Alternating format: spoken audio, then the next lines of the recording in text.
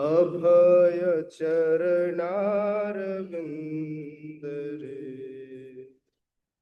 भजहु रे मन श्री नंदनंदन अभय चरण भजहु रे मन श्री नंदनंदन अभय चरणारविंद रे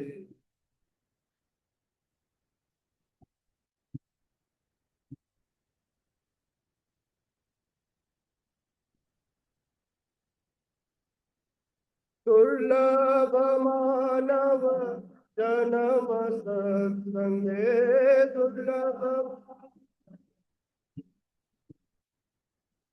दुर्लभ मानव जन्म सत्संगे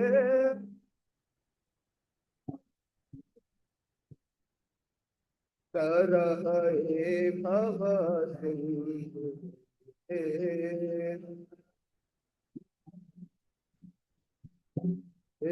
तरहे भव सिंधु हे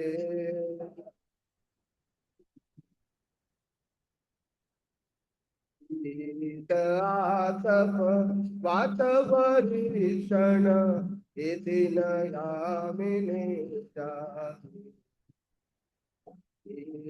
आतप वातवरीषण इति न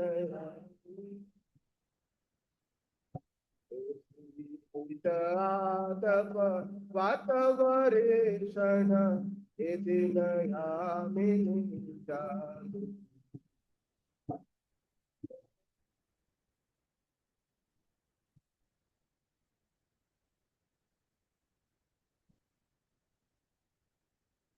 विफल से विनो कृपण दुर्जना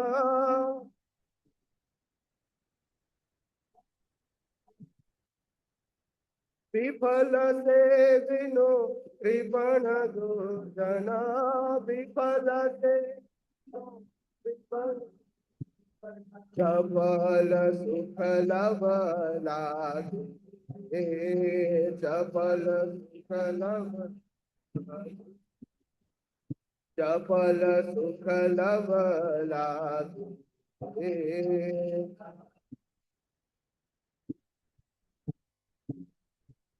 धन यौवन पुत्र परिजन इथे की आचे परती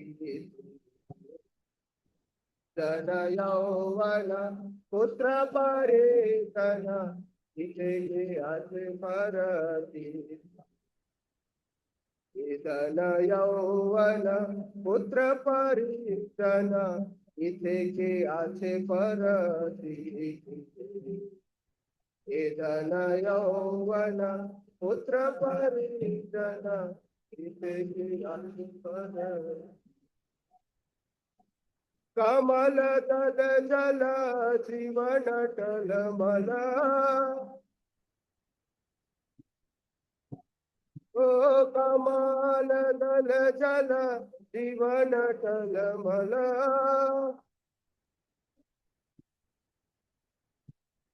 अजहु हरि पदनी हे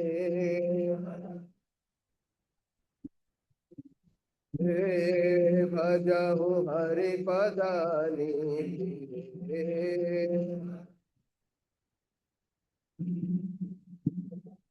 श्रवण कीर्तन स्मरण वंदन पाद सेवन दास्य श्रवण कीर्तन स्मरण वंदन पाद सेवन श्रवण कीर्तन स्मरण वंदन पाद सेवन दास श्रवण कीर्तन स्मरण वंदन पाद सेवन पूजन सती जन आत्मनिकेतन ओ पूजन सखी जन आत्मनिवेदन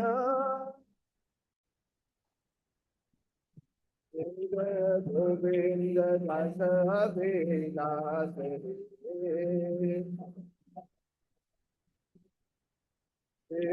गोविंद दास अभिलाष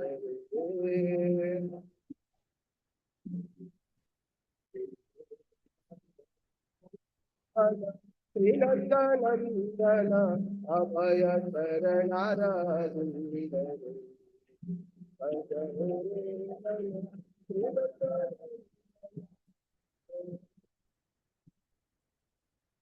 हरे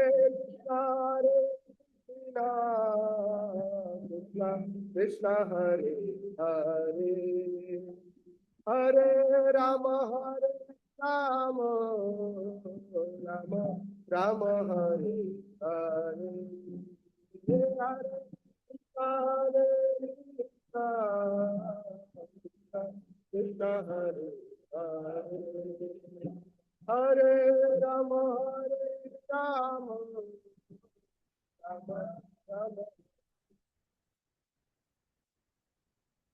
हरे कृष्णा कृष्ण कृष्ण हरे हरे हरे राम राम राम हरे हरे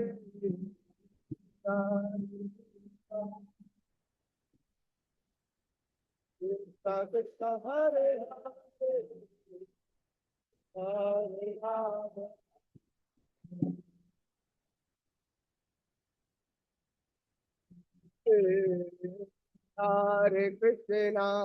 हरे कृष्णा कृष्ण कृष्ण हरे हरे हरे राम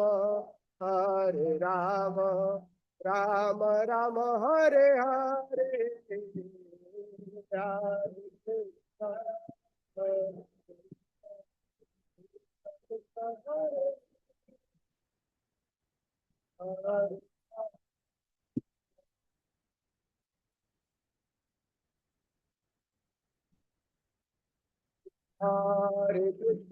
हरे कृष्णा कृष्ण कृष्ण हरे हरे हरे राम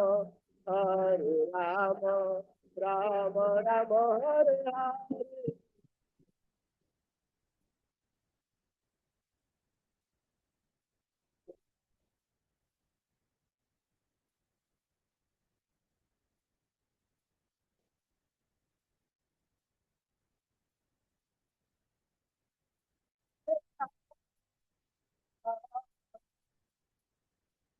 कृष्ण कृष्ण हरे हरे हरे राम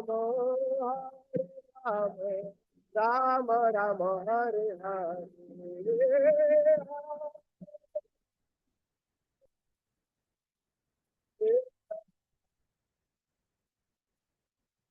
हरे हरे राम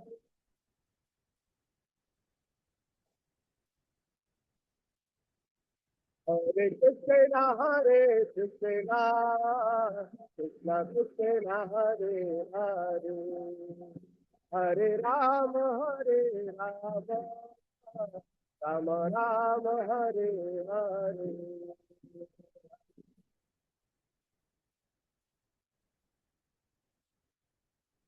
ऊपर से आके पहले साउंड कम कीजिए वो ब्रीथ कर रहा है फिर आवाज कर रहा है उनको बोलिए साउंड कम करें जय राधा रश्मि हरे राधा रश्मि हरे राधा रश्मि हरे श्री राधे जय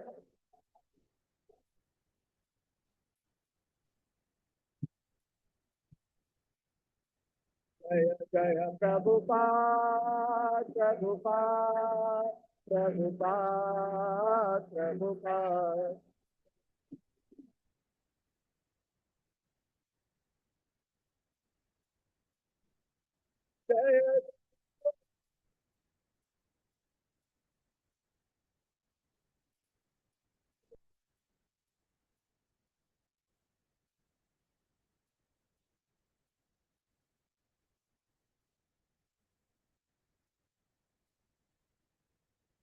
जय श्री सीताराम बिहारी भगवान की, श्री श्री सीताराम लक्ष्मण हनुमान की, श्री श्री गौर निताय भगवान की, जगत गुरु शील प्रभुपाद की, शिल प्रभुपाद लीलामृत की, उपस्थित गौर भक्त वृंद की, निताय निताय गौर प्रेम।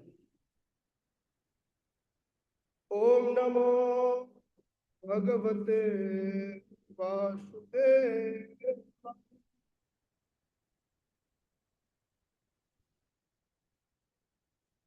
ओम नमो भगवते वासुदेवाय।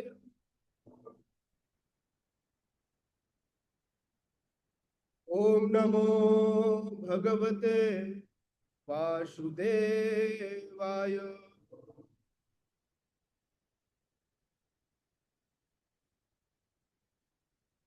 ओम अज्ञानतिमिरन्धस्य ज्ञानञ्जनशलाकया चक्षुरुन्मीलितं येन तस्मै श्रीगुरवे नमः। श्रीचैतन्यमनोभीष्टं स्थापितं येन भूतले स्वयं रूप कदा मह्यं ददाति स्वपदान्तिकम्।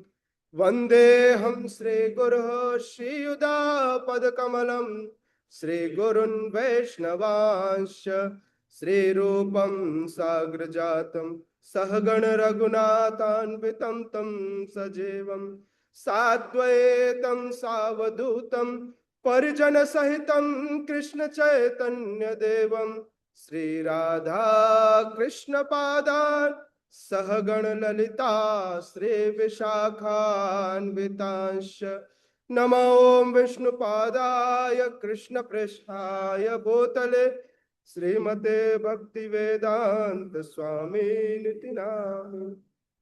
नमस्ते सारस्वती देवे गौरवाणी प्रचारिणे निर्विशेष शून्यवादे पाश्चात्य देश तारिणे। हे कृष्ण करुणा सिंधु दीनबंधो जगतपते गोपेश गोपिका कांत राधा कांत नमोस्तुते। तप्त कांचन गौरांगी राधे वृंदावनेश्वरी वृषभानुसुते देवी प्रणमामि हरे प्रिय। नीलाम्बुजश्यामल कोमलांगं सीता समारोपित वाम भागं पाणौ महासायक चारुचापं नमामि रामं रघुवंशनाथं। नीलाचल निवासाय नित्याय परमात्मने बलभद्र सुभद्राभ्यां श्री जगन्नाथाय ते नमः। वाञ्छाकल्पतरुभ्यश्च कृपा सिन्धुभ्येव च पतितानां पावनेभ्यो वैष्णवेभ्यो नमो नमः। जय श्री कृष्ण चैतन्य प्रभु नित्यानंद श्री अद्वैत गदाधर शिवासादि गौर भक्त वृंद। हरे कृष्णा कृष्णा कृष्णा हरे हरे, हरे राम राम राम हरे हरे। जय हरे कृष्ण महामंत्र की। हरे कृष्णा। स्वागत है आप सभी का रविवार के इस सत्र में। यह तिथि जिसे माधव तिथि कहते हैं, जिसे आप सब एकादशी तिथि के नाम से जानते हैं, संयोग है कि आप सब भक्तों के साथ आज रविवार को एकादशी उत्सव मनाने का हमें मौका मिलेगा। कहते हैं माधव तिथि भक्ति जननी यतन पालन करी। इस माधव तिथि को, जिसे भक्ति की जननी कहा गया है, एकादशी, यदि कोई अनायास ही बिना जाने भी किसी के प्रोत्साहन में भी इस तिथि का पालन कर लेता है तो उसके जीवन में भक्ति का उदय हो जाता है। भक्ति जननी, ये कौन है? माँ है। और माँ अपने बच्चे का पालन करती है बिना किसी कंडीशन के, है ना। उसी तरह से यह एकादशी तिथि हर व्यक्ति के जीवन में उत्पन्न भक्ति का पालन करती है बिना किसी कंडीशन के। कब? जब आप यतन पालन करी इस एकादशी तिथि को, यतन से मतलब जितना आपकी शक्ति हो उसके अनुसार पालन करना है। एकादशी तिथि का कोई हार्ड एंड फास्ट रूल नहीं है कि ये करना ही है। एकादशी तिथि सबके लिए अलग अलग कंडीशन पर आधारित है। सिर्फ कुछ चीजों का ध्यान रखना है, जो है कि अन्न वर्जित है। चूंकि एकादशी तिथि के दिन अन्न जो है वर्जित माना गया, इसके पीछे कारण है। ज्योतिष विज्ञान के अनुसार आज के दिन चंद्रमा और सूर्य की स्थिति को जब देखा जाता है तो इन अन्न में दोष आ जाता है, जिसके कारण हमारे शरीर में इन अन्नों को पचाने की क्षमता कम हो जाती है। आज के दिन अनाज पेट में नहीं पचता। भगवान इसलिए एकादशी तिथि के दिन इस अनाज को पाप स्वरूप में देखा जाता है। अगर कोई इस अन्न को एकादशी के दिन खाता है तो यह पाप माना जाता है ना। खैर, पाप और पुण्य वैष्णवों के जीवन में नहीं आते, न तो पाप से मतलब न पुण्य से मतलब। तो इसलिए कृष्ण वसति बसति बलि परम आदर बलि। इसलिए हम सबको आज की तिथि के दिन यतन से पालन करना चाहिए। जय श्री राधे बिहारी भगवान की। और ऐसा स्थान चुनना चाहिए जहां पर हमारा यतन सफल हो, अर्थात कृष्ण के धाम में, कृष्ण के नजदीक निवास करना चाहिए। इसलिए एकादशी के दिन लोगों की भीड़ मंदिर में बढ़ जाती है, क्योंकि यह भी एक नियम है कि एकादशी तिथि के दिन क्या करना चाहिए? कृष्ण बसति बसति बलि, जहां कृष्ण बसते हैं वहां जाना चाहिए, कृष्ण के नजदीक रहना चाहिए। तो इस तरह से एकादशी के तिथि का पालन करना चाहिए।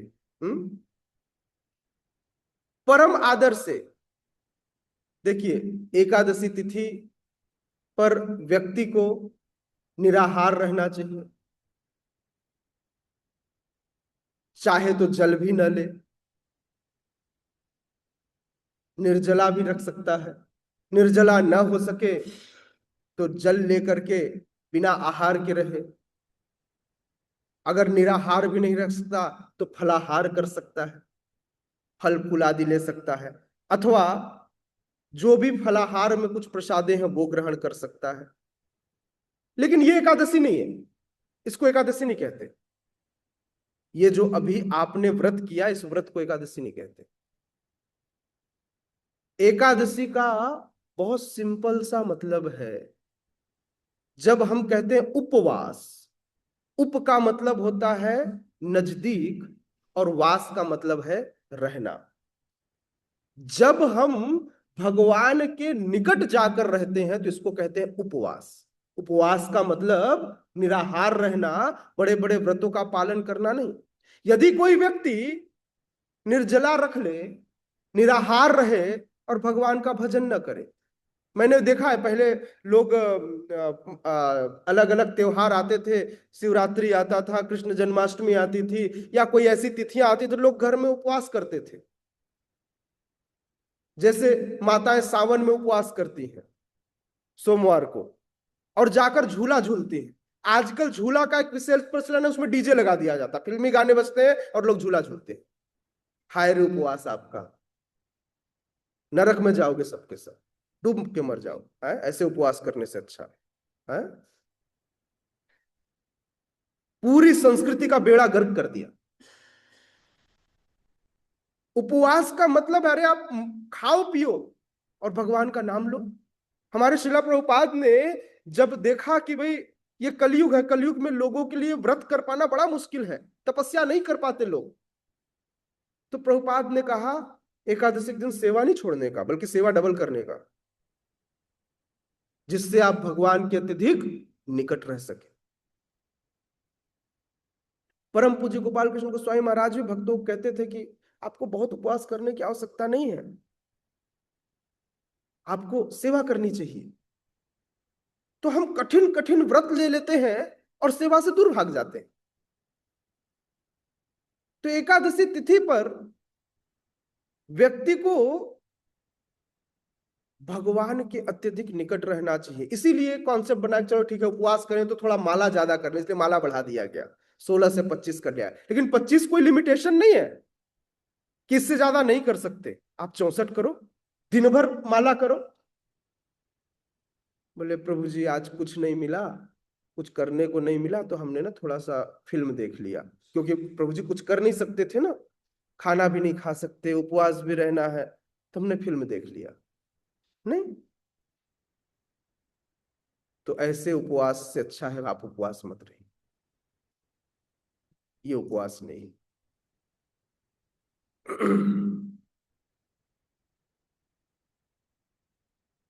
भजन करने का सबसे अच्छा मार्ग है, वो है भक्तों का एसोसिएशन। भक्तों के संग में रहने से भजन अपने आप हो जाता है। शुद्ध भगत चरण रेणु भजन नुपुर, भगत सेवा परम सिद्धि, प्रेमलती कार मूल। शुद्ध भगत चरण रेणु, शुद्ध भक्तों के द्वारा कहे गए वचनों को, उनके चरण रज क्या है, चरण की धूल। हाँ, इसका भी एक मतलब है, चरण का धूल भी चरण रज है, किंतु मूल चरण रज क्या है, उनके द्वारा दिए गए इंस्ट्रक्शन, उनके उपदेश, है ना। और ये उपदेश ही, ये संग ही आपको भजन में अनुकूलता प्रदान करता है।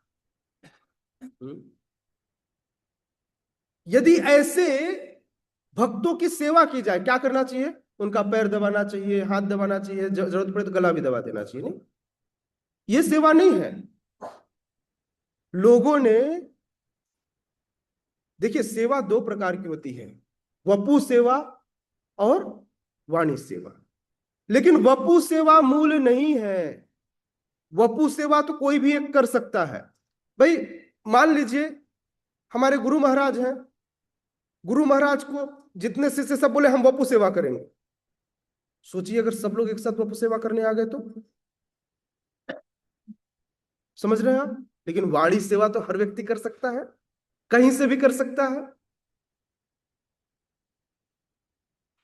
तो वपु सेवा एक व्यक्ति के द्वारा भी किया जा सकता है ना।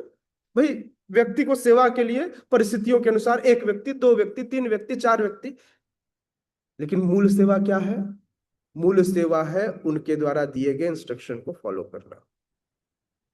नरोत्तम दास ठाकुर का नाम सुना आप लोगों ने, किनके शिष्य हैं, लोकनाथ स्वामी महाराज के एकमात्र शिष्य, लोकनाथ स्वामी महाराज के एकमात्र शिष्य।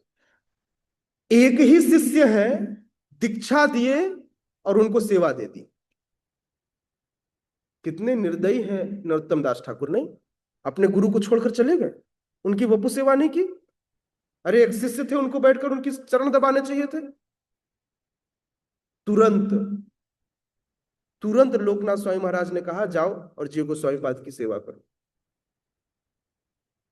एकमात्र शिष्य, और उसको भी कहां भेज दिया, जीव गोस्वामी पाद के पास। और पूरे जीवन भर नरोत्तम दास ठाकुर ने उनके इस इंस्ट्रक्शन को फॉलो किया। तो इसलिए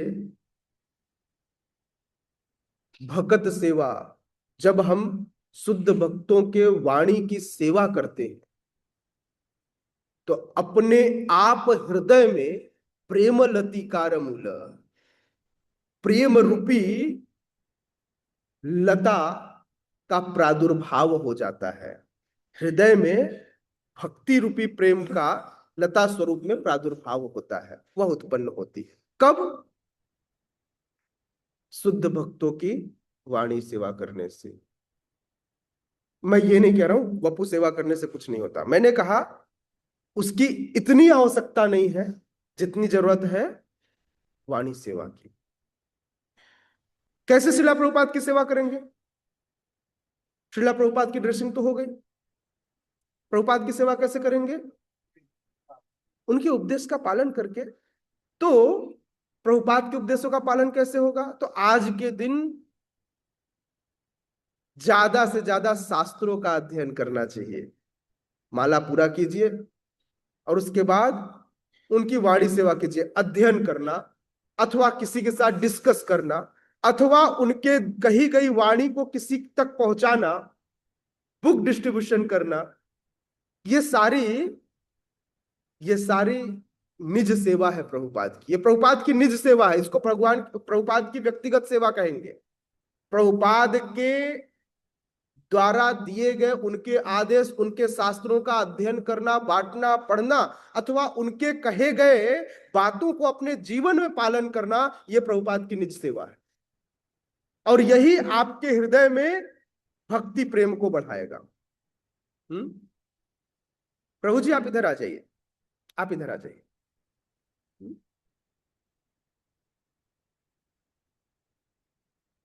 तो प्रभुपाद ने सदैव बताया कि कैसे हम एक अभी आरती करते हैं और अंतिम जो वैष्णव गीत गाते हैं, क्या? राधा कृष्ण प्राण मोरा जुगल किशोर। तो हमें ऐसा प्रार्थना करना चाहिए कि भगवान युगल मूर्ति देखिया मोर परम आनंद है। कितने लोग को भगवान को देख के एकदम आनंद हो जाता है, परम आनंद आता है? किसी को आता है? बाप रे, मुझे तो नहीं आता, आनंद ही नहीं आता। वो तो मजबूरी है कि 7 बजे नहीं आऊंगा तो गुरु महाराज गाली देंगे, इसलिए मैं आके खड़ा हो जाता हूं।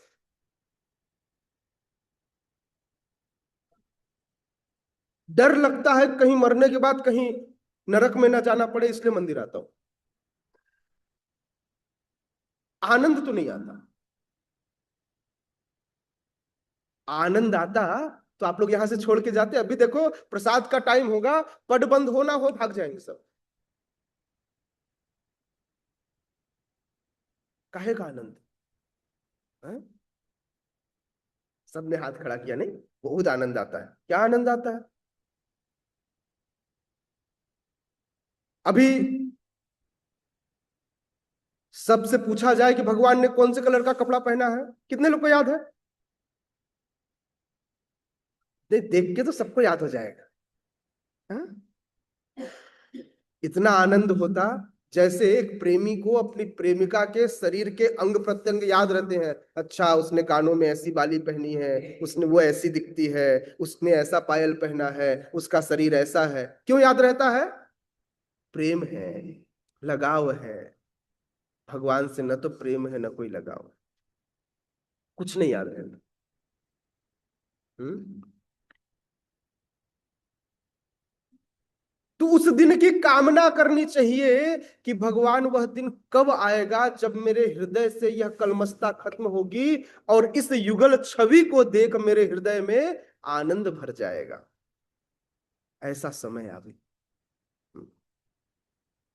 प्रसाद सेवा करते हय सकल प्रपंच जय।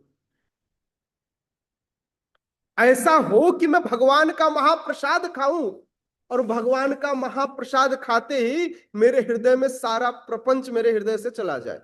हम लोग तो महाप्रसाद खाते ही प्रपंच कर लेते हैं। सारा प्रपंच की तैयारी महाप्रसाद बनाते बनाते और महाप्रसाद खाते खाते हैं। सोचिए भगवान का महाप्रसाद भी हमारे इस पत्थर हृदय पर बेअसर है। उस महाप्रसाद को भगवान ने खाया है।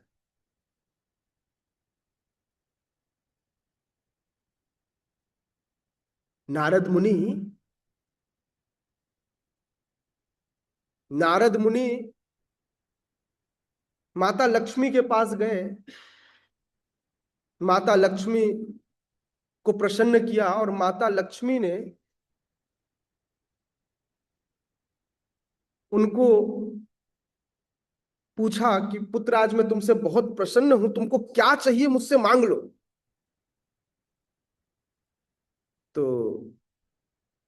नारद मुनि ने कहा, मैया वैसे तो मुझे कुछ नहीं चाहिए, सब कुछ मेरे पास है, लेकिन फिर भी अगर आप कुछ देना चाहती हैं तो मुझे, आप रोज भगवान के महाप्रसाद का आप सेवा करती हैं और रोज आप खुद भी महाप्रसाद पाते, उसमें थोड़ा सा मुझे दे दो।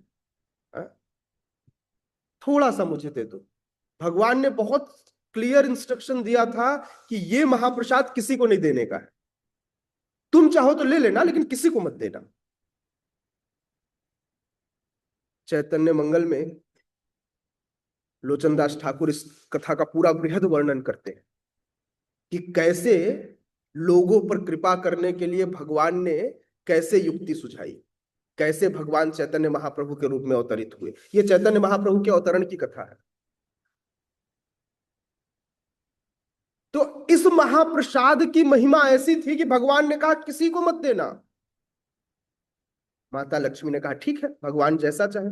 लेकिन आज अपने ही बात पर माता लक्ष्मी फंस गई, और माता लक्ष्मी ने कहा जो मांगोगे आज दूंगी। और बोले नारद कुछ और तो मांग नहीं सकता। भाई व्यक्ति, नारद की जगह रावण होता तो डर लगता कि भाई क्या मांग लेगा। ये तो नारद था, बोले जो मांगेगा अच्छा ही मांगेगा। तो नारद ने क्या मांग लिया, वो चीज जो किसी को नहीं देना था, लेकिन फिर भी माता लक्ष्मी ने तो अब वचन दिया था। तो अतः उनको ठीक है, आज सेवा के बाद तुमको महाप्रसाद मिलेगा। महाप्रसाद मिला,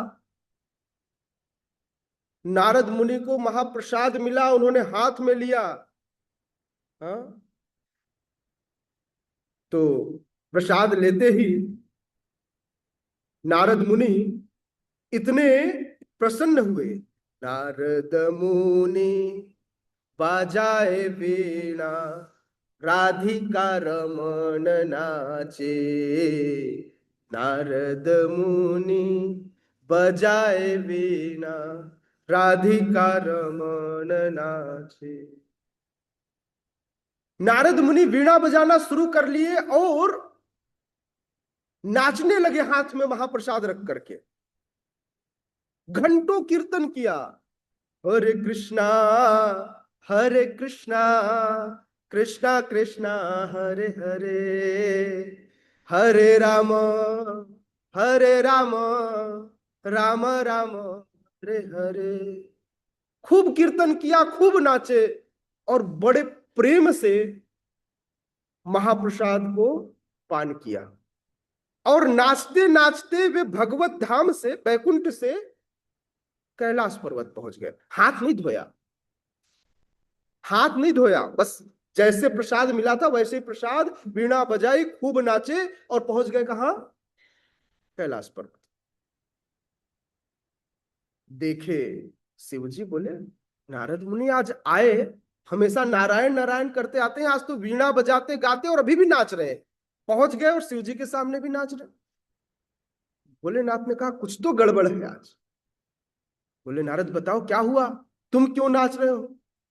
बोले भगवान क्या बताऊं, आज मुझे परम आनंद की प्राप्ति हुई। क्या प्राप्ति हुई, परम आनंद की। इससे मेरे हृदय के सारे प्रपंच चले गए। बोले मुझे नहीं समझ में आया, ऐसा कौन सा परम आनंद है जो तुम अकेले पाली और मुझे नहीं दिए। अब नारद जी को डर लग गया, ये तो महाप्रसाद मिले तो बांट कर खाना चाहिए, मैं नाचते नाचते यहां आ गया और वो कुछ दिया ही नहीं। तो फिर उन्होंने वह गाथा सुनाई। हम्म, वह गाथा सुनाई, और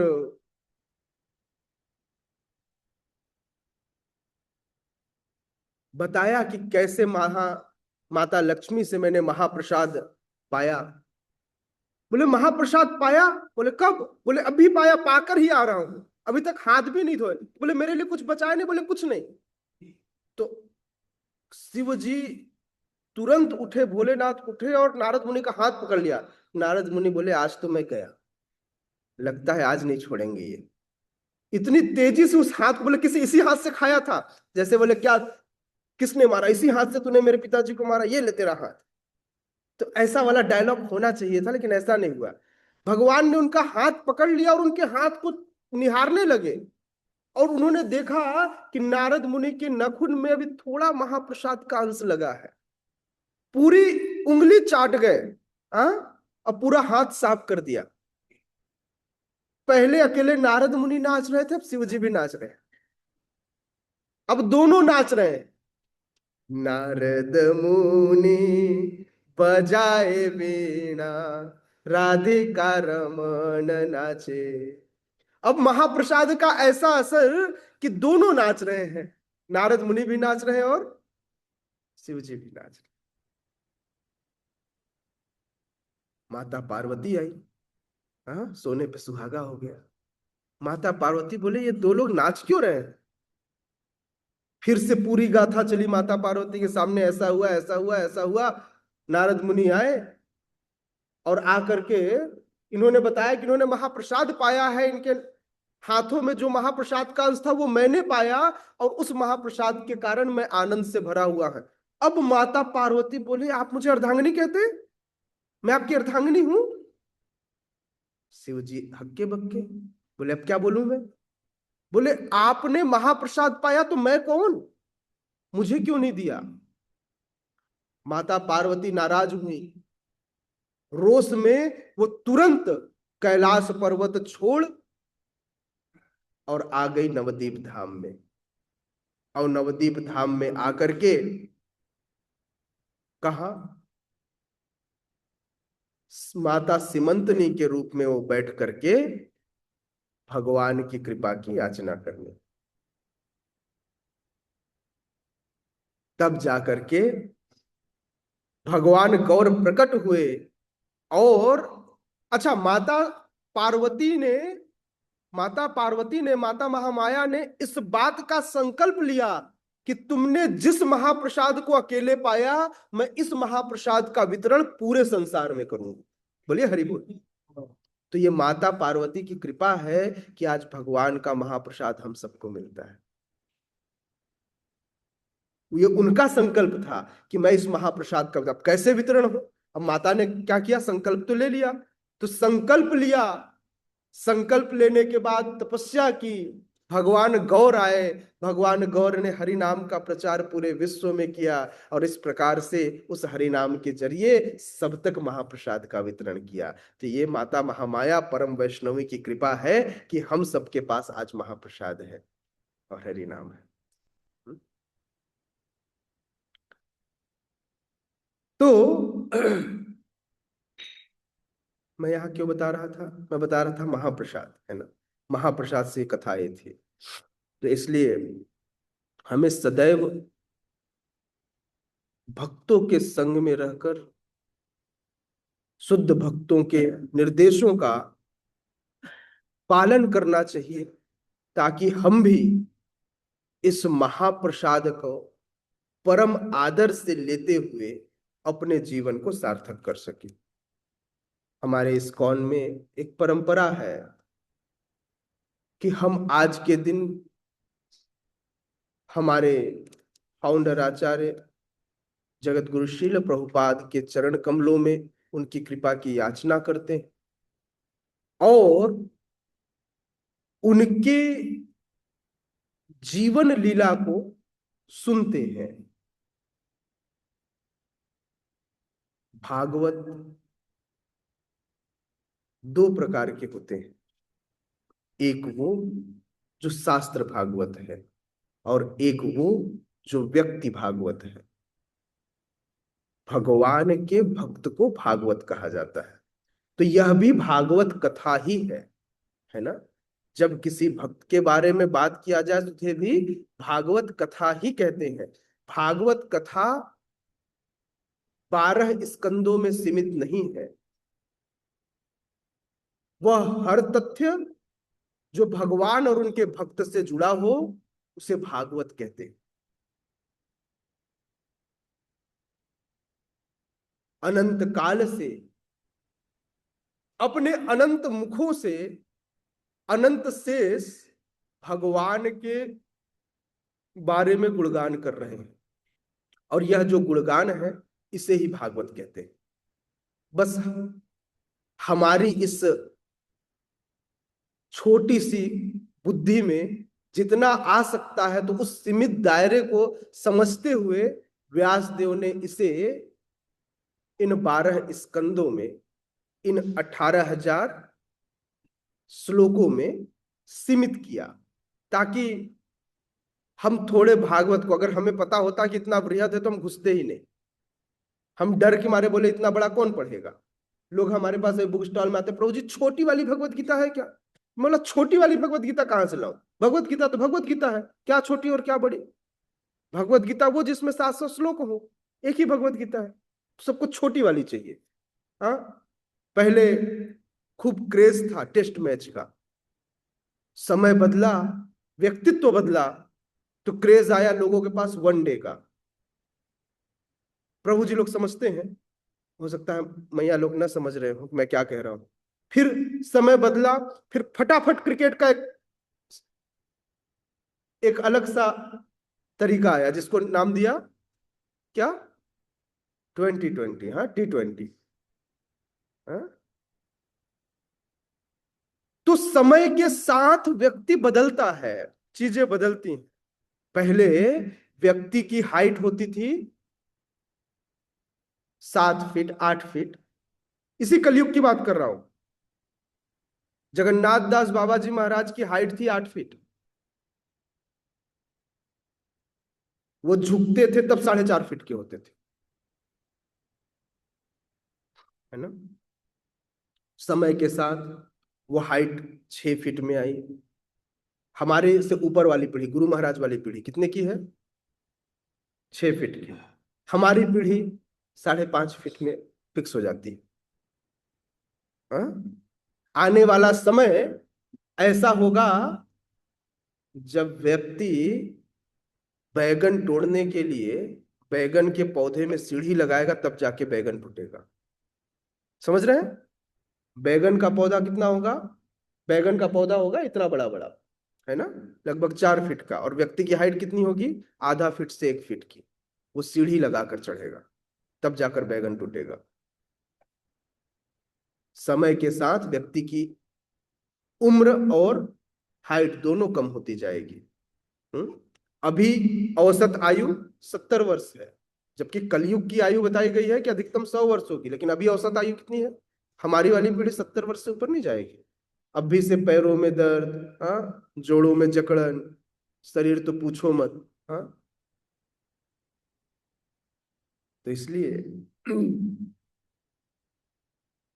इस कलयुग में हम सबको इतना तो ध्यान रखना चाहिए कि बस भागवत श्रवण कम से कम करें। और इस भागवत श्रवण करने के क्रम में आज हम जिस भागवत का श्रवण करेंगे वह है प्रभुपाद लीलामृत। श्रील प्रभुपाद लीलामृत की, जगत गुरु शील प्रभुपाद की, निताय निताय गौर प्रेमानंदे हरि हरि। आइए सुनते हैं प्रभुपाद लीलामृत का प्रकरण 25। इस 25वें प्रकरण में श्रीला प्रभुपाद हृदय में बड़ी पीड़ा लेकर बैठे हुए हैं, और प्रभुपाद सोच रहे हैं कि मैंने मेरे गुरु महाराज के द्वारा किए गए कार्य को पूरा नहीं किया। ये आज के इस प्रसंग का शीर्षक है। शिला प्रभुपाद कह रहे हैं कि मैंने हमारे गुरु महाराज के द्वारा दिए गए कार्य को पूरा नहीं किया।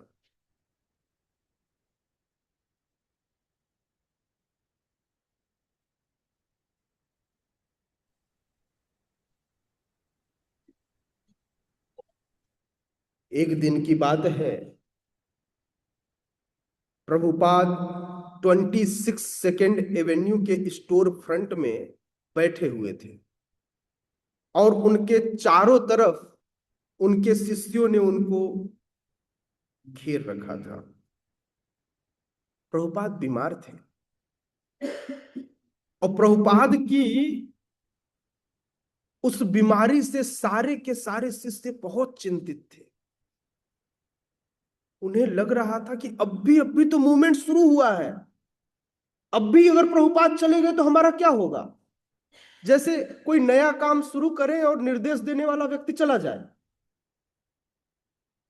मान लीजिए अभी यशोमती नंदन प्रभु प्रभु जी आप चलो, मैं आ रहा हूं, अभिषेक की तैयारी करो। उनको जाके समझ में ना, प्रभु जी कौन सा बर्तन उठाऊं, पहले क्या तैयार करूं, पहले रस निकालूं कि पहले मैं अर्घ क्या सामान तैयार करूं। ये सामान कहाँ मिलेगा, कोई बताने वाला ही नहीं है, निर्देश देने वाला ही नहीं है। कैसे कार्य पूरा होगा, समय बीता जा रहा है, 11 बजे महाराज आने वाले हैं, अब क्या होगा। तो हृदय की धड़कन सबकी बढ़ी हुई थी।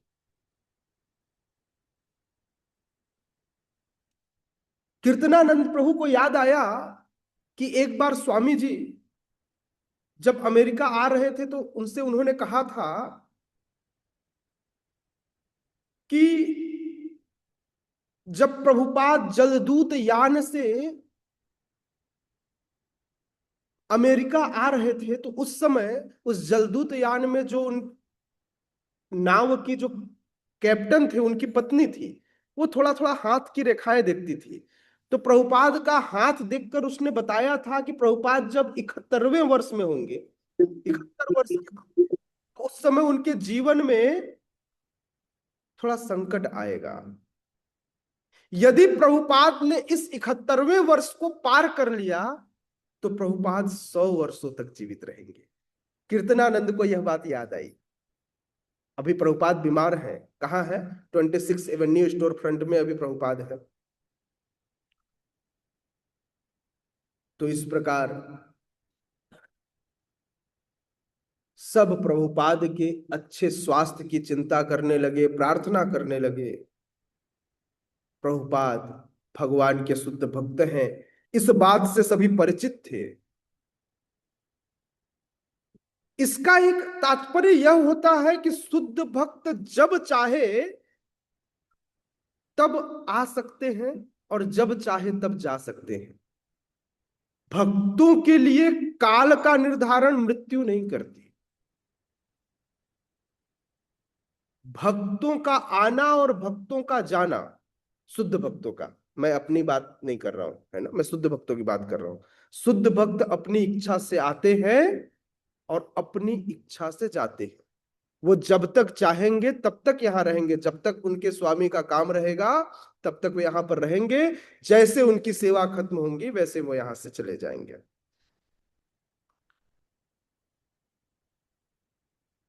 प्रभुपाद से प्रार्थना की और प्रभुपाद से सारे भक्तों ने निवेदन किया। अंततः प्रभुपाद ने, जिन्होंने जाने का निश्चय कर लिया था, उन्होंने रुकना स्वीकार किया। उन्होंने कहा ठीक है, मैं रुकता हूं। और फिर प्रभुपाद ने अपनी आगे की सेवाओं को जारी रखा। एक भक्त हैं राय राम। राय राम कहते हैं कि स्वामी जी ने वेस्ट कोस्ट के कई भक्तों को पत्र लिखा था और उस पत्र में उन्होंने कहा था कि वे कभी भी सार्वजनिक रूप से भाषण बर्दाश्त नहीं कर पाएंगे। संकीर्तन आंदोलन का दायित्व अब भक्तों को अपने कंधों पर उठाना होगा। राय राम ने सभी भक्तों को समझाकर कहा कि आप सबको यह समझना होगा कि स्वामी जी कम से कम हमारे साथ तो हैं। पहले प्रभुपाद सारे कार्यों को डायरेक्टली लीड करते थे, अब प्रभुपाद ने अपने पावर को डिसेंट्रलाइज्ड करना शुरू कर दिया। तो एक अच्छे नेतृत्वकर्ता का, एक अच्छे नेता का, एक अच्छे लीडर का यह दायित्व है कि समय के साथ अपने पावर को डिसेंट्रलाइज्ड करे। अगर वह जीवन भर अपने अंतिम क्षण तक पावर को अपने पास समेट के रखेगा तो उसके जाने के बाद खूब लड़ाइयां होंगी। हर व्यक्ति को लगेगा मैं ही उत्तराधिकारी। तो इसलिए समय रहते पावर को डिस्ट्रीब्यूट कर देना चाहिए। जिस चीज की बात अभी यहां पर राय राम कर रहे हैं। हाँ, तो प्रभुपाद के जो शिष्य है राय राम, उन्होंने कहा कि स्वामी जी कम से कम हमारे साथ हैं, आप सबको अपनी अपनी जिम्मेदारियों का भार उठाना चाहिए। जब कुछ न समझ में आए तो स्वामी जी तो हैं ही। पिता अपने बेटे को बिजनेस करने के लिए देता है और बोलता है जाओ और तुम मुझे इसको काम को करके दिखाओ। जब नुकसान हो जाता है तो पिताजी कहते हैं बेटा तुमने यहां यहां गलती की, इस बार इसको सुधार कर करना। तो जब गलती हो जाए तब तो उसको सुधारने के लिए प्रभुपाद है ही, है ना। तो प्रभुपाद ने सबको उनकी स्वतंत्रता प्रदान की। प्रभुपाद ने कभी ऐसा नहीं किया कि नहीं नहीं मैं जो कहता हूं उतना ही करो, मेरे इच्छा के बिना पत्ता भी नहीं हिलेगा, नहीं। प्रभुपाद ने सबको पावर दिया, दायरे को सीमित करके पावर दिया, लेकिन पावर दिया, उनके दायरे में हस्तक्षेप नहीं किया। प्रभुपाद जिस मंदिर में जाते वहां के प्रेसिडेंट से पूछते बताइए मेरे लिए क्या सेवा है, क्या आज मैं लेक्चर दूंगा। आपको लगता है प्रभुपाद को पूछने की आवश्यकता है? सारे के सारे प्रेसिडेंट सोचते थे प्रभुपाद हमसे ऐसा क्यों पूछ रहे हैं। तो प्रभुपाद उनको सिखाना चाहते थे, है ना। तो व्यक्ति के पास जब जो अधिकार दिया जाता है तो उस अधिकार में हस्तक्षेप करने से पहले उसका परमिशन लेना चाहिए। यूं ही किसी के अधिकार में नहीं घुसना चाहिए। हाँ? चाहे कोई भी हो, अगर प्रेसिडेंट को पुजारी सेवा में कोई बदलाव करना है तो हेड पुजारी के पास जाकर बात करनी होगी, उसे बताना होगा, डायरेक्ट छेड़छाड़ नहीं कर सकते। यह नियम है। यस, आप देख लीजिए जितनी भी उद्योग होंगे, फर्म होंगे, वहां पर ये सिस्टम है। हेड ऑफ डिपार्टमेंट से जाकर कंसल्ट करना ही पड़ेगा, चाहे वो वहां का ऑनर ही क्यों ना हो। वह जाकर पूछेगा क्या हाल है, ऐसा क्यों हो रहा है, इसमें क्या कर सकते हैं। डायरेक्ट अप्लाई नहीं करेगा, हाँ अपना सुझाव अवश्य देगा, है ना। श्रील प्रभुपाद की बीमारी से पहले भक्तों ने 4 जून रविवार को टॉम्किंस स्क्वायर पार्क में एक बृहद समारोह की योजना बनाई थी। पार्क के अधिकारियों ने उन्हें लाउड स्पीकर व्यवस्था और बैंड कक्ष में रंगमंच के इस्तेमाल की सुविधा दी थी। श्रीमान कॉलमैन ने, उन्हें हरे कृष्ण रिकॉर्ड के निर्माता थे, भक्तों को विज्ञापन देने के लिए प्रोत्साहित किया और स्वयं टीवी स्टेशनों से संपर्क किया था। भक्ति भक्तों की ओर से हरे कृष्ण मंत्र के चिन्ह के साथ विज्ञापन दिए गए थे, जिसमें हर एक यहां तक कि टीवी देखने वाले भी उस मंत्र का जप कर सके। देखिए उस समय प्रचार का कोई साधन नहीं था। तो फोर व्हीलर और टू व्हीलर जो मोटरसाइकिल सामने लगा है, तानवर्ष को हटा देगा, महाराज गुस्सा करें हटाने के लिए।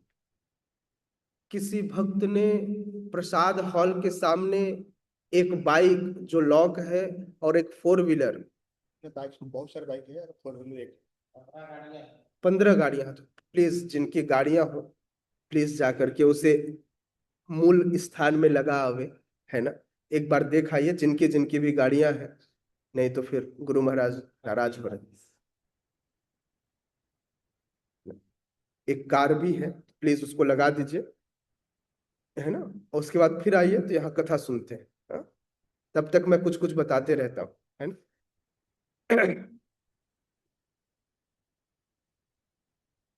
क्या होता है, एक व्यक्ति गलत, हम सब की प्रवृत्ति कैसी है, भेड़ों की जैसी। कैसी है? भेड़ों के जैसी। एक भेड़ आता है और छलांग लगाता है ऊपर पहाड़ से नीचे। दूसरे भेड़ को लगता है अच्छा इसने छलांग लगाया, ये मजा कर रहा है, मैं मजा नहीं कर रहा हूं, वो भी छलांग लगाता है। और इस तरह से सीरीज बन जाती है। एक के बाद एक के बाद एक। तो हम लोग भी सब भेड़ बकरी चाल चलने वाले हैं। एक व्यक्ति ने गलती से वहां, जबकि हर बार पता है आपको कि इस हमें गाड़ी जो खड़ी करनी है वो मूल पार्किंग में खड़ी करनी है ना। वो वहां पर नो पार्किंग का बोर्ड लगा, नीचे लिखा हुआ है नो पार्किंग, उस जगह पर नहीं खड़ी करनी। तो इसलिए ध्यान रखा जाए। हम्म। तो उस समय प्रचार करना इतना आसान नहीं था, इतनी आसानी से प्रचार नहीं होता था। हाँ, तो भक्तों ने इस विशेष संकीर्तन का आंदोलन किया। इस संकीर्तन का वहां पर संकीर्तन यज्ञ को इतने बड़े समारोह का आयोजन किया, और टॉमकिंसन स्क्वायर पार्क में जाकर के सारे रिपोर्टर को, टीवी रिपोर्टर, अखबार वालों को बुलाया और संदेश दिया पूरे जन समुदाय को कि सभी हमारे साथ या तो टीवी के जरिए या फिर डायरेक्टली फिजिकल रूप में आकर हमारे साथ इस कीर्तन को ज्वाइन करें। यह प्रभुपाद के समय इतने बृहद रूप में आयोजन किया गया। यद्यपि प्रभुपाद अपने स्वास्थ्य के कारण वहां जाने में असमर्थ थे, प्रभुपाद का शरीर अभी पूरी तरह से ठीक नहीं था, फिर भी प्रभुपाद ने कहा कि यह समारोह होना चाहिए। एक विशेष भाषण तैयार किया गया जिसे पढ़कर कीर्तनानंद प्रभु सुनाएंगे। प्रभुपाद के निर्देश में एक स्पेशल भाषण तैयार किया गया, मतलब एक लेक्चर तैयार किया गया जिसे वहां जाकर सबको सुनाना था। अस्पताल के बिस्तर में पड़े ही प्रभुपाद ने कहा, मैं जो कहता हूं उसे लिखते जाओ। और इस प्रकार से एसी भक्तिवेदांत स्वामी के द्वारा एक संबोधन समस्त देशवासियों के लिए लिखा गया। समस्त अमेरिकी युवा इस संबोधन से आकर्षित हो, ऐसा प्रभुपाद ने लेख लिखवाया। 4 जून को उस टॉमकिंसन स्क्वायर पार्क के रंगमंच के इर्द गिर्द लगभग 100 लोग इकट्ठा हो गए। बहुत आसान नहीं था। आज हम यहाँ पर 100 लोग इकट्ठा बड़ी आसानी से हो जाते हैं। उस समय एक एक व्यक्ति को चुनकर लाना, उस जगह में जहां पर कोई कृष्ण नाम को नहीं जानता है, अभी मूवमेंट शुरू हुआ है, क्यों आएंगे? और सारे विदेशी, हाँ, जिनको समझ में आ रहा है कि ये पागल हो गया, पता नहीं माथे पे क्या खड़ा वाला लाइन लगा लिया है, हाँ? जिन्हें न शास्त्र से मतलब न शस्त्र से मतलब। जब भक्त हारमोनियम लेके, करताल लेके, मृदंग लेकर वाद्य बजाने लगे और जैसे हरे कृष्ण महामंत्र कीर्तन चलने लगा, वैसे ही 100 से 1000 लोग होते, देर नहीं लगा। हरि बोल हरि बोल, हरि हरि हरि बोल, हरि बोल हरि बोल, हरि हरि हरि, हरि बोल हरि बोल, हरि हरि हरि बोल, हरि बोल हरि बोल, हरि हरि हरि बोल, हरि बोल हरि बोल, हरि हरि हरि बोल, हरि बोल हरि हरि हरि हरि बोल। तभी कीर्तनानंद प्रभु अपने लाउड स्पीकर में आए और प्रभुपाद के द्वारा दिया गया उस भाषण को सबके सामने, जो संदेश भेजा गया था, सबको सुनाने लगे। कीर्तनानंद प्रभु कहते हैं, क्या लिखा है प्रभुपाद ने, सुनिएगा। कहते हैं, प्रभुपाद लिखवाते हैं, मैं तुम्हारे देश में बड़ी आशा और एक महान मिशन लेकर आया हूं। प्रभुपाद का संदेश है। किसको कह रहे हैं? अमेरिका में जाकर अमेरिका वासियों को कह रहे हैं, मैं तुम्हारे देश में बड़ी आशा और एक महान मिशन लेकर आया हूं। मेरे गुरु ओम विष्णुपाद परमहंस परिव्राजक आचार्य श्री श्रीमद भक्ति सिद्धांत सरस्वती गोस्वामी ने मुझे भगवान श्री चैतन्य महाप्रभु का यह मत पाश्चात्य जगत में फैलाने को कहा है। वह बीजारोपण घटना थी, क्रमशः बीज बढ़कर फल में परिवर्तित हुआ और मैं पाश्चात्य जगत में आने को तैयार हुआ। कौन बीजारोपण की घटना थी? जब पहली बार प्रभुपाद अपने गुरु महाराज से मिले थे और उनको आदेश दिया था कि तुम युवा हो, शिक्षित युवा हो, तुम जाओ और अंग्रेजी भाषा में जाकर के चैतन्य महाप्रभु की शिक्षाओं का प्रचार करो। वह बीजारोपण था और उस बीजारोपण के कारण आज यह फल लगना शुरू हुआ और मैं आपके इस देश में आया हूं और यहां आकर के चैतन्य महाप्रभु की शिक्षाओं का प्रचार कर रहा हूं।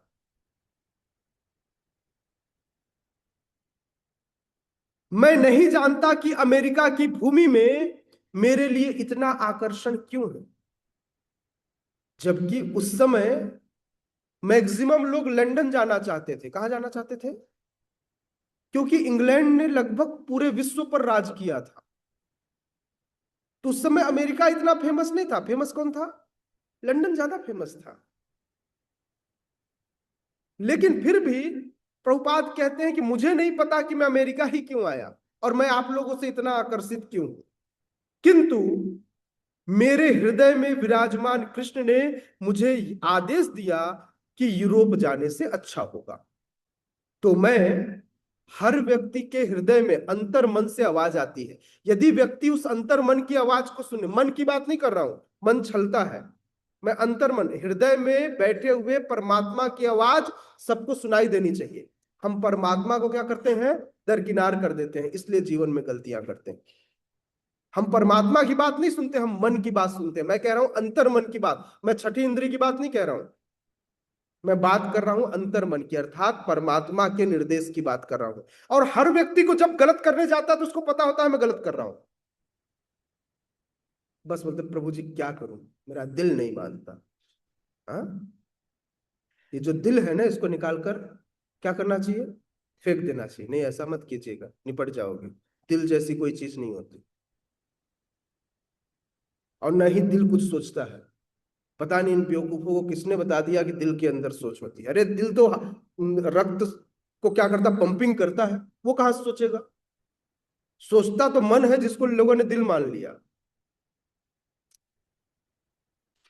लोग गीत गाते हैं, दिल चीर के देख तेरा ही नाम होगा। अगर कहीं गलती से चीर दिया तो खून के अलावा कुछ नहीं निकलेगा। अरे कहाँ किसका नाम निकलने वाला है? हाँ, मूर्खों की टोली है इस संसार। हाँ, शिला प्रभुपाद शिला प्रभुपाद कहते हैं कि मेरे अंतर मन से आवाज आई कि मुझे यूरोप जाना चाहिए, और मैं यूरोप आ गया। यहां पहुंचने के बाद मैंने देखा कि यहाँ के युवा पथभ्रष्ट हो रहे। उस समय यूरोप की बहुत बड़ी परेशानी थी कि वहां पर युवा जो थे वे पूरी तरह से हिप्पीज हो रहे थे, नशे के आदी हो रहे थे। उनके जीवन में, हिप्पीज मतलब लक्ष्य विहीन जीवन, जिनके पास जीवन में कोई लक्ष्य नहीं था। आनंद पाने के लिए लोगों से प्रभुपाद ने पूछा, यूरोपियन से, अमेरिकन से, कि अरे तुम ड्रग्स क्यों लेते हो? तो बोलते हैं ड्रग्स लेने से हमको लगता है कि हम हवा में नाच रहे हैं, we want to stay high. Then Prabhupada कहते हैं, oh, you want to stay high? बोले यस। बोले you don't mind if I will give something like that, you will stay high for ever.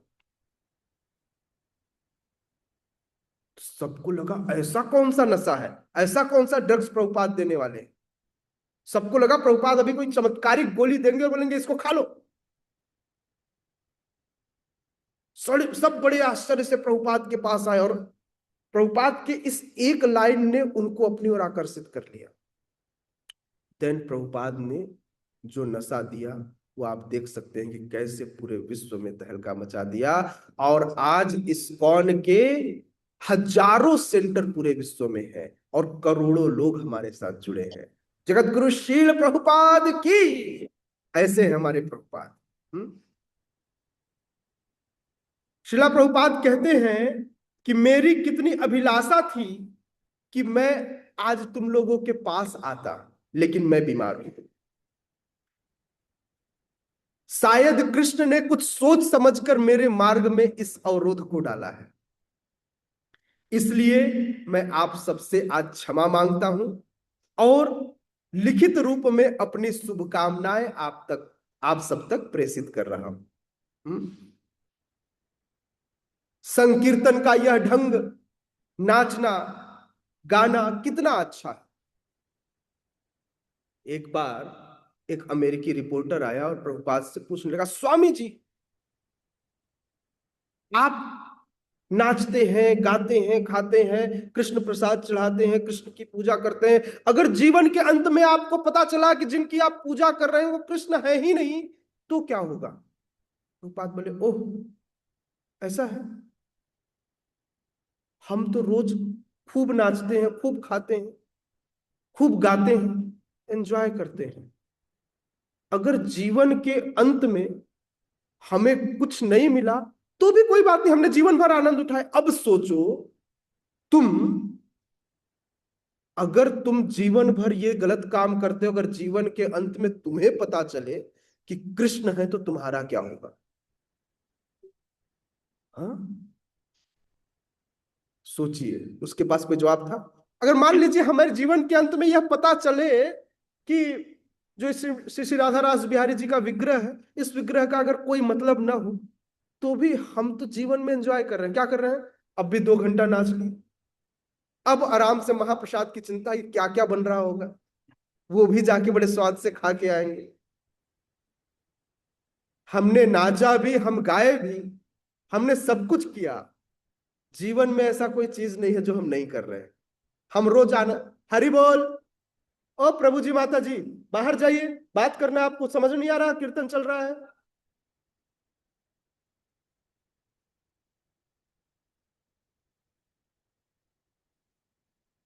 तो इस प्रकार से प्रभुपाद ने अपनी शुभकामनाएं दी और कहते हैं कि कितना अच्छा है कि आप सब नाच रहे हैं, आप सब कीर्तन कर रहे हैं, क्योंकि यह नाच और यह गीत ही आपको आध्यात्मिक स्तर पर ले जाएगा। तो कीर्तन सबसे सरल मार्ग है किसी व्यक्ति के अंदर आध्यात्मिक जीवन के विकास के लिए। हमको क्या आकर्षित करता है? जैसे मैं बैठकर इतना लेक्चर दे रहा हूं, आधे लोग बोल रहे हैं प्रभु जी कब खत्म करोगे, जल्दी कर दो, बहुत देर से बैठे हुए हैं। लेकिन अभी कीर्तन चल रहा होता तो सबके शरीर में एक उल्लास होता, सब नाच रहे होते। हम्म वो आनंद और इस आनंद में फर्क, ये सीरियसनेस है। आप सब डिवोटी, आप चाहते हैं कि इंप्रूवमेंट मिले, इसलिए नॉलेज लेने आए हैं। नए व्यक्ति के लिए ये चीजें बहुत अच्छी नहीं है। पुराने लोगों को इसलिए अच्छा लगता है क्योंकि बेचारों को डर है कि प्रभु जी ये नहीं करूंगा तो नरक का रास्ता तो खुला ही हुआ है। वो बेचारा डर के मारे सुनता है, इच्छा से न भी हो तो भी सुनता है। हम्म श्रीला प्रभुपाद कहते हैं कि हमारे अस्तित्व के कई स्तर हैं, शारीरिक स्तर, मानसिक स्तर, बौद्धिक स्तर और आध्यात्मिक स्तर। जब हम आध्यात्मिक स्तर पर अपने आप को स्थित कर देते हैं तो शरीर, मन, बुद्धि और अहंकार की आवश्यकताओं द्वारा पैदा की गई सारी समस्याएं हल हो जाती। व्यक्ति परेशान होता है।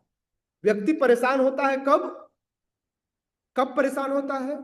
जब वह देहात्म बुद्धि में लगा रहता है, मन बुद्धि अहंकार में फंसा रहता है। लेकिन जब व्यक्ति भक्ति करने लग जाता है तो उसके शरीर और मन की मांगे एक तरफ हो जाती और वह एक तरफ। उसे लगता है ठीक है, अब भौतिक जीवन में आने वाले सुख और दुख से उसे फर्क नहीं पड़ता। आध्यात्मिक स्तर में मन बुद्धि अहंकार द्वारा मांगे गए जितने भी मांग है यह निरर्थक, उसे पता है। मान लीजिए किसी व्यक्ति को भूख लगी हो और उसे उसका स्वादिष्ट भोजन मिल जाए, प्रसाद की बात नहीं कर रहा हूं, भोजन मिल जाए, तो उसे उस क्षण मजा आएगा। लेकिन वह भोजन यदि अधिक हो जाए तो जो अभी सुख था वही दुख में परिवर्तित हो जाएगा। कई बार महाराज जी के सामने लोग खाने से डरते हैं। क्यों डरते हैं? क्योंकि सारा सुख दुख में बदल जाता है। कैसे? थाली 1 से 2 हो जाती है और महाराज जी के सामने आप छोड़ नहीं सकते। छोड़े तो सारा कष्ट। भाई छोड़ोगे तो कष्ट और खाओगे तो कष्ट, दोनों में कष्ट है। अब एक व्यक्ति डबल खाए और महाराज कहते हैं देखो जी, भूख नहीं रहता तो थोड़ी लेता इतना, से भूख था। अब बेचारा डर के मारे सारा खा जाता है, कष्ट तो दोनों में था। हुँ? तो इसलिए इस मन बुद्धि अहंकार और शरीर के मांग जो है सदैव कष्ट ही पहुंचाते। इन कष्टों से इन कष्टों से, इन समस्याओं से हल निकल जाता है जब व्यक्ति आध्यात्मिक स्तर पर पहुंच जाता है। शारीरिक स्तर, मानसिक स्तर, बौद्धिक स्तर, इन तीनों स्तर को पार व्यक्ति जब आध्यात्मिक स्तर में पहुंच जाता है तो उसकी सारी समस्याएं हल हो जाती हैं। तो जीवन में समस्याओं को हल करने का सबसे अच्छा रास्ता है कि तुरंत कृष्णा कॉन्शियसनेस को स्वीकार किया जाए, तुरंत कृष्ण भावनामृत हुआ जाए, जीवन की समस्याएं खत्म। क्योंकि उसको समझ में आ गया कि जीवन में आने वाली जितनी भी समस्याएं हैं वो तो इस भौतिक शरीर के कारण है, क्षण भंगुर है। आज सुख है तो कल दुख है, न तो कभी पूरे समय रात रहेगा न पूरे समय दिन रहेगा। दिन आएगी तो रात आएगा और फिर रात आएगी तो दिन आएगा। जीवन में एक दिन सुख तो अगले दिन दुख आएगा, और ये चलता रहेगा कब तक? जब तक हम इस भौतिक संसार में रहेंगे। आध्यात्मिक स्तर में पहुंचने के बाद भी भौतिक सुख और दुख का आना जाना बंद नहीं होगा। हाँ, जब आप आध्यात्मिक स्तर पर पहुंच जाएंगे तो ये भौतिक सुख और भौतिक दुख आपके जीवन में कोई विक्षेप पैदा नहीं कर पाएंगे। मतलब इस सुख दुख से आपके जीवन में कोई फर्क नहीं पड़ेगा। न तो आप सुख में बड़े आनंदित होंगे, न दुख में बड़े परेशान हो। भौतिक जीवन में आने वाले सुख और दुख से आध्यात्मिक स्तर में पहुंच गए व्यक्ति का कोई सरोकार नहीं है। समझ में आया? हम कभी नहीं कहते कि आप भक्ति कीजिए आपके जीवन से सारे कष्ट खत्म हो जाएंगे। नहीं, कष्ट आएंगे, हाँ, सहने की क्षमता बढ़ जाएगी, सुख को भी और दुख को भी। इसको बोलते हैं सस्टेनेबिलिटी। व्यक्ति सस्टेन कर पाएगा लाइफ को। हाँ? मतलब फर्क नहीं पड़ेगा उससे, हर परिस्थिति को झेल जाएगा। हाँ? ऐसी परिस्थितियां जब जीवन में आती हैं तो व्यक्ति को लगता है कि मैं सुसाइड कर लूं। लोग डिप्रेशन के शिकार हो जाते हैं। भक्त डिप्रेशन में नहीं जाता। ठीक है भगवान, चाहे विधि राखे राम, ताहे विधि रहिए, सीताराम सीताराम सीताराम कहिए। हाँ, ये है आध्यात्मिक स्तर। इसको कहते हैं आध्यात्मिक स्तर। प्रभुपाद संदेश देते हैं कि इस जीवन को जीने के लिए हमें भगवान श्री कृष्ण के द्वारा सिखाए गए उपदेशों को सुनना चाहिए, न्यूनाधिक, थोड़ा ज्यादा। भाई, कोई 2 घंटे लेक्चर सुनता है, कोई 10 मिनट सुनता है, कोई एक दिन में एक चैप्टर भागवत पढ़ जाता है, कोई एक श्लोक पढ़ता है। तो इसलिए प्रभुपाद कहते हैं न्यूनाधिक सुनना चाहिए, कोई थोड़ा कोई ज्यादा। सबकी अपनी अपनी स्थिति है। भाई, कोई किसी के पास समय कम है और किसी के पास ज्यादा है। भगवान का प्रसाद खाना चाहिए और हमारे इस मिशन में सहायता करना चाहिए। हाँ,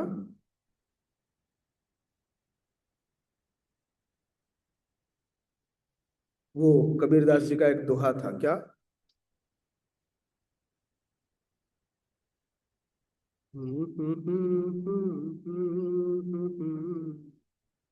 आप हु शीतल होए, क्या था? ऐसी वाणी बोलिए मन का पाखो। आगे, आप हूँ शीतल औरों को शीतल, अच्छा, औरों को शीतल करे, आप हूँ शीतल होए कबीरा, आप ही शीतल हो। क्या मतलब है इसका? इसका मतलब प्रभुपाद कह रहे हैं यहां कि आप वापस जाए, यह हमारा मिशन है। जो आपको मिला है उसको दूसरों को, औरों को शीतल करो और आप हो शीतल हो। आप भी लीजिए और दूसरों को भी दीजिए, यही कृष्ण भावनामृत है। हाँ? है ना? दूसरों को भी शीतल। यस, भारत भूमि ते हेल मनुष्य जन्म, यार जन्म सार्थक करी कर परोपकार। जन्म सार्थक करी, स्वयं का जन्म को सार्थक कीजिए, कर परोपकार और दूसरों के परोपकार कीजिए, वो उपदेश दूसरों को भी दीजिए। श्रीला प्रभुपाद बताते हैं हमारे कुछ प्रतिबंध हैं, हमारे कुछ निषेधात्मक कार्य हैं जिसको हम कहते हैं फोर प्रिंसिपल्स, हमारे इस संप्रदाय के 4 सिद्धांत है। हाँ, कुछ खराब चीजों को छोड़ने की बातें हैं, उसके अलावा बाकी कोई कंडीशन नहीं हमारे यहाँ। हाँ, उस दिन श्रीमान एलन बर्क ने टीवी के कार्यक्रम में मुझसे पूछा था, प्रभुपाद बता रहे हैं, जो भाषण भेजे उसमें ऐसा बता रहे हैं कि उन्होंने पूछा था, स्वामी जी आप क्यों कहते हैं लोगों से कि तुम विवाह करो, विवाह का आग्रह क्यों करते रहते? तो मैंने उत्तर दिया था कि घरेलू जीवन में शांति नहीं मिलती तब तक जब तक वह जीवन ज्ञान के किसी अन्य क्षेत्र में प्रगति कैसे कर सकता है। यदि कोई व्यक्ति अवैध संबंध में होगा तो उनके जीवन में शांति नहीं होगी, और शांति नहीं होगी तो दूसरे ज्ञान के क्षेत्र में कैसे आगे बढ़ेगा। शांति पाने के लिए बहुत आवश्यक है कि व्यक्ति क्या करे, व्यक्ति संयमित जीवन जिए, शांतिमय जीवन जिए। इसलिए शांति और सुख दोनों के लिए आवश्यक है कि वे विवाह करें और अपनी पत्नी का संग करें। ऐसी बातें अमेरिका के लिए थी, भारत के लिए नहीं थी, है ना। अमेरिका में उस समय, आज वो कल्चर भारत के लोग एडॉप्ट कर रहे हैं। उस कल्चर को, उस समय का कल्चर आज भारत में आ गया। आज लोगों को, युवाओं को समझाना पड़ता है, देखो भाई ऐसे मत रहो, विवाह कर लो, ये लिविंग रिलेशनशिप अच्छा नहीं। हाँ, ये घटिया रिलेशनशिप। तो प्रभुपाद बताते हैं कि आप सभी सुंदर हैं, अच्छे हैं, शिक्षित पढ़े लिखे लड़के लड़कियां हैं, तुम ब्याह करके सुखी जीवन क्यों नहीं बिताना चाहिए? तुम्हें शांत रहना चाहिए, नियमित जीवन बिताना चाहिए, कृष्ण के प्रसाद के अतिरिक्त कुछ नहीं खाना चाहिए। इस प्रकार से तुम्हारा मस्तिष्क का विकास होगा और तुम ज्ञान के अलग अलग क्षेत्र में आगे बढ़ पाओगे। यदि तुम सब इस प्रतिबंध के लिए तैयार नहीं हो तो भी मैंने तुमसे प्रार्थना की है कि तुम कीर्तन में सम्मिलित हो। देखिए, मुझे पता है कि अगर हम किसी को डायरेक्टली कहें कि तुम अपनी बुरी आदत छोड़ दो तो बड़ी आसानी से नहीं छोड़ पाता। हाँ, उसका सब्स्टिट्यूट दे दो। सबसे अच्छा है, हम भक्तों को, हम किसी को कहते हैं आप मंदिर आइए, आप हमारा प्रसाद खाइए, आप कीर्तन कीजिए। जब व्यक्ति इस कृष्ण भावनामृत आंदोलन में जुड़ता है तो अपने आप ही उसके जीवन में स्वच्छता आने लगती है, अपने आप ही बुराइयां दूर होने लगती। ये बड़ी, मतलब ये प्रक्रिया जो है कोई ऐसा नहीं है कि कोई बाहरी प्रक्रिया है, ये बिल्कुल ऐसा ही है। आपने एक बार हम ट्रेन में यात्रा कर रहे थे तो एक फैमिली आई, उनका रिजर्वेशन नहीं था, तो बोले प्रभु जी थोड़ा सा बैठने देंगे क्या? तो उनको दया आ गई, हमारे साथ कुछ माताएं थी, उनको लगा ठीक है प्रभु जी थोड़ा बैठने देते हैं। मैंने कहा देखो भाई, अपने सीट पर किसी को मत बैठने देना।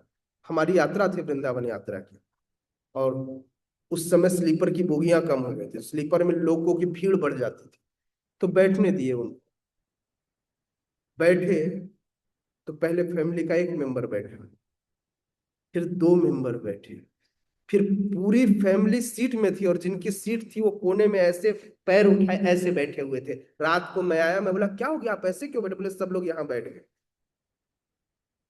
हाँ, तो कृष्ण सूर्य सम माया अंधकार, जहां कृष्ण तहां नहीं माया अधिकार। अच्छा, इसका अपोजिट वर्जन भी है, अगर आप माया के पास जाएंगे तो कृष्ण भक्ति भी दूर चलती जाएगी, वाइस वर्सा, है ना। तो जैसे जैसे जैसे जैसे आप इस भक्ति में चीजों को स्थान देंगे, हमारी माताएं उस समय बड़े भोले हृदय में, उन्होंने माया को स्थान दिया और माया ने उनकी जगह पर कब्जा कर लिया।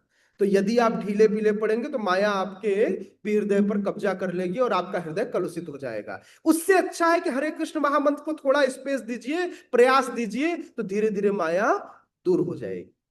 समझ में आ रहा मैं क्या एग्जाम्पल दे रहा हूं? तो इस प्रकार से जगह आपको बनानी है। प्रभुपाद कहते हैं यदि तुम इन निषेधात्मक कार्यों को न भी स्वीकार करो तो मेरा आग्रह है कि तुम संकीर्तन में आओ। हर कोई संकीर्तन कर सकता है। संकीर्तन करने के लिए किसी नियम की कोई आवश्यकता नहीं है। धीरे धीरे अपने आप सब स्पष्ट हो जाएगा, सभी समस्याओं का हल हो जाएगा।